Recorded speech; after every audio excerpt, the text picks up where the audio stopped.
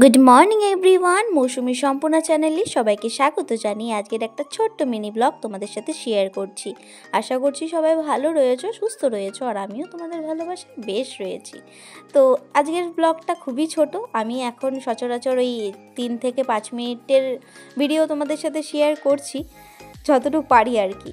তো সকালবেলা দেখতেই পাচ্ছ এখানে করছিলাম চা। আজকে চাটা না একটু অন্যভাবে করেছি। ওই কতগুলো এই অপরাজিতা ফুল ছিল, নীলকণ্ঠ ফুল। তো ভাবলাম অনেক তো ভিডিও তো দেখেছি, একবার না হয় আমি ট্রাই করে দেখি। আর গলার অবস্থাটাও সেরকম আমাদের ভালোও ছিল না, সেজন্য তার মধ্যে একটু তুলসী পাতা, আদা, লবঙ্গ, গোলমরিচ দিয়ে ফুটিয়ে নিয়েছিলাম। আর চিনি সামান্য দিয়েছি, জানি চিনিটা খাওয়া স্বাস্থ্যের পক্ষে ভালো না, বাট চিনি ছাড়া তো একদমই খাওয়া সম্ভব না, সেই জন্য একটু চিনি দিয়েছিলাম।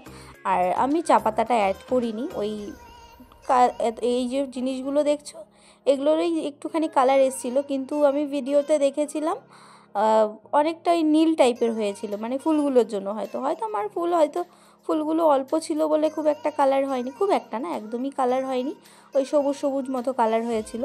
আর এরপরে তো লেবুটা অ্যাড করতে হয়, তাহলে হয়তো পিঙ্ক কালার হতো। তো যাই হোক, চাটা তো খেতে আমার বেশ ভালোই লেগেছিলো। তোমরাও একবার যদি তোমাদের ঠান্ডা লাগে, সর্দি কাশি হয়, এভাবে একবার চাটা খেয়ে দেখতে পারো। আমার তো বেশ ভালোই লেগেছে, টেস্টিও লেগেছে সত্যি কথা বলতে। তো এদিকে সকালবেলা ভাবলাম একটু চা খাই, ঠান্ডা তো পড়ে গেছে, ঠান্ডার মধ্যে একটু চা খেতে ভালোই লাগে সন্ধেবেলা সকালবেলা। যদিও আমাদের চায়ের তো তেমন নেশা নেই, বাট খেয়েছিলাম ওই ঠান্ডা লাগার জন্য আর কি। তো চলো ব্লগটা কন্টিনিউ দেখতে থাকো, সঙ্গে থাকো, আর স্কিপ করো না পুরো ভিডিওটা।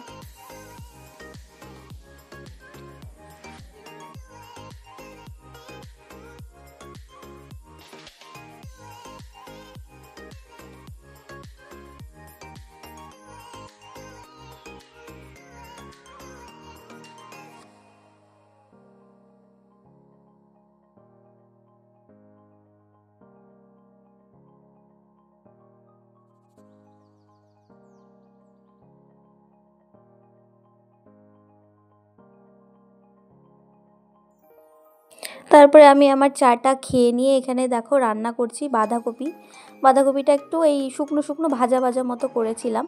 আর এখানে করেছিলাম হচ্ছে ওই ডিম পেঁয়াজ দিয়ে ভুর্জি মতো, সেটা সকালেই খাওয়া হয়ে গেছে।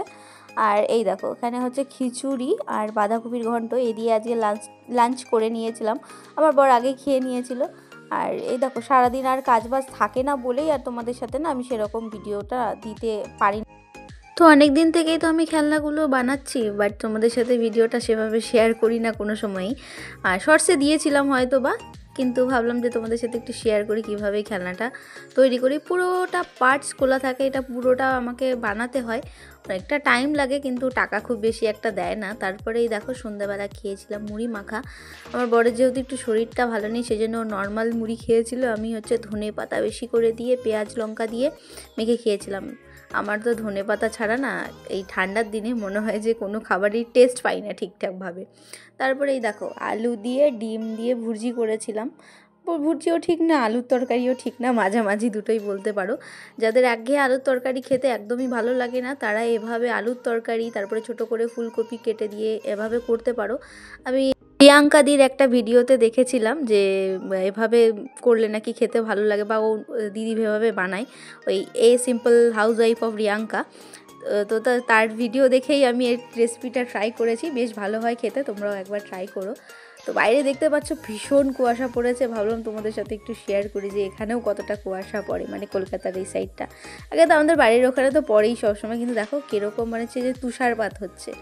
তো চলো আজকের ভিডিওটা এখানে এন্ড করছি। যদি তোমাদের ভিডিওটা ভালো লাগে অবশ্যই লাইক কমেন্ট শেয়ার করে পাশে থেকো। দেখা হবে নেক্সট একটা ভিডিওতে। আজকের জন্য টাটা।